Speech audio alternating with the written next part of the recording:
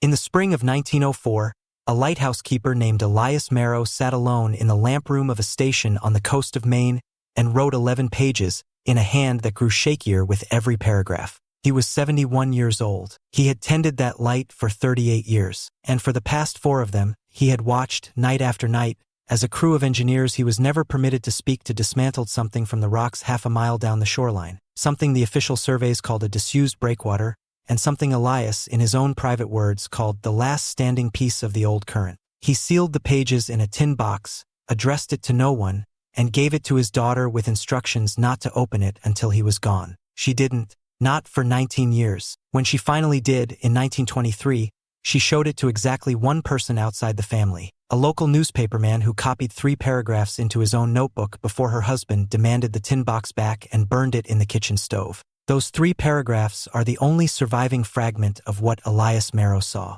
and they don't match anything in the official record of that coastline, or that decade, or that decommissioning. If stories like this hold your attention, the ones the official record doesn't want to explain, subscribe now and turn on notifications, because every week this channel goes looking for the next fragment. Elias Marrow was not an educated man in the formal sense. He'd left school at 11 to work the herring boats out of Eastport, and he came to Lighthouse keeping the way most men did in that era, through the Lighthouse Board after a recommendation from a captain who trusted him. By 1866, he had his own station. By the 1880s, he had a reputation among the other keepers up and down the coast as a careful record keeper, the kind of man who logged wind direction to the degree and ship traffic to the hour because that was the job and he took the job seriously. Which is why, when something started happening on the rocks below his light in the autumn of 1900 that didn't belong in any log he'd ever kept, he wrote it down anyway. The rocks in question sat on a spit of land just outside federal jurisdiction of the light itself, technically belonging to the township,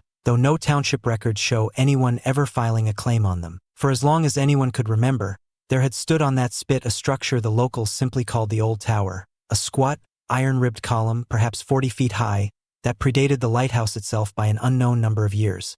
Nobody in Elias's lifetime had ever seen it built, and nobody could say who had built it. The town's oldest residents, when asked, only said it had always been there. In September of 1900, 3 unmarked barges arrived and anchored off the spit. The men who came ashore from them wore no uniform Elias recognized, carried surveying equipment he couldn't identify, and were accompanied. This is the detail he underlined twice in his journal, according to the newspaperman's copied fragment, by a federal marshal who told Elias, without being asked, that the operation was authorized and that questions about it would not be answered. Over the following 4 years, in intervals of a few weeks at a time, the crew took the old tower apart piece by piece. Elias watched most of it through the ship's glass he kept in the lamp room, because he was never invited closer than the marshal's rope line allowed. What he described was not a demolition. It was an extraction. The men worked with a slowness that made no sense for a structure that size. They did not use explosives. They did not use the wrecking methods Elias had seen used on old piers and breakwaters his whole life. Instead, they worked the iron ribs of the tower loose one at a time,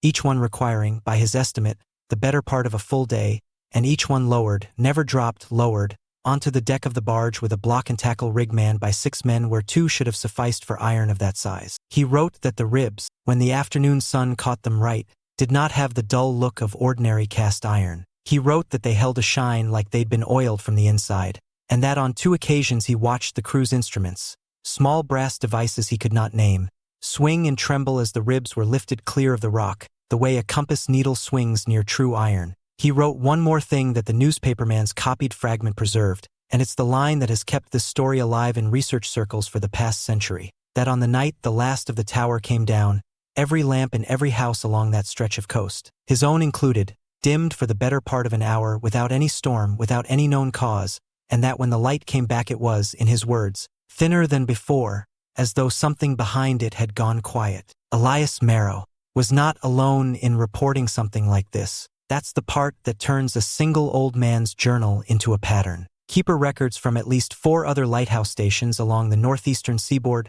Matinicus Rock, Boone Island, Petit Manin, and a station on Mount Desert Island whose keeper's name has been lost, contain fragmentary references, surfaced by regional historical societies over the past 20 years, to unscheduled federal work crews dismantling shoreline structures between 1898 and 1907, always under armed escort, always without public notice, always involving iron or copper fixtures, whose origin nobody on record could explain. In 3 of the 4 cases, the surviving descriptions mention the same detail Elias did: lights dimming across the surrounding township on the night the work concluded. This is where the story stops being local, because a coastline dense with iron towers, spaced at intervals, drawing something out of the ground or the air and apparently affecting the ambient electrical behavior of everything around them, is not a random collection of old breakwaters. It's infrastructure, and it fits a pattern researchers into the Old World grid have been assembling for years, the same pattern behind the Tartarian star forts of Eurasia,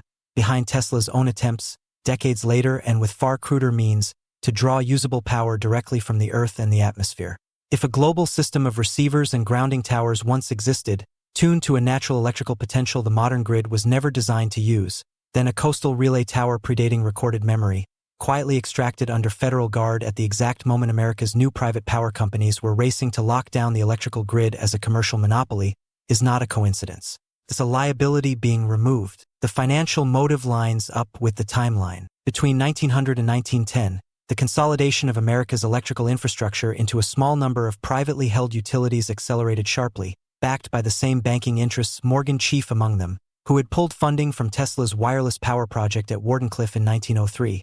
The same year Elias Marrow's tower was still coming apart, piece by piece, under armed guard, on a rock the federal government insisted belonged to no one. Elias Marrow died in the winter of 1907, 3 years after he sealed his journal. His daughter kept his secret for 19 more years. The 3 paragraphs a newspaperman managed to copy before the rest was burned are, as far as any researcher has been able to determine, the only surviving eyewitness account of what happened on that spit of Maine coastline between 1900 and 1904. The federal marshal was never named. The barges were never registered under any company record that has surfaced. The old tower does not appear on a single nautical chart printed after 1905. What was drawn out of that rock, where it went, and who decided it needed to disappear quietly enough that even the lighthouse keeper watching it happen wasn't allowed to ask? That's a question the record was built to leave unanswered. Elias Marrow wrote down what he saw anyway, in a tin box, in a hand that got shakier with every page, because he was a man who believed the job was to keep the record, even when no one intended for the record to survive.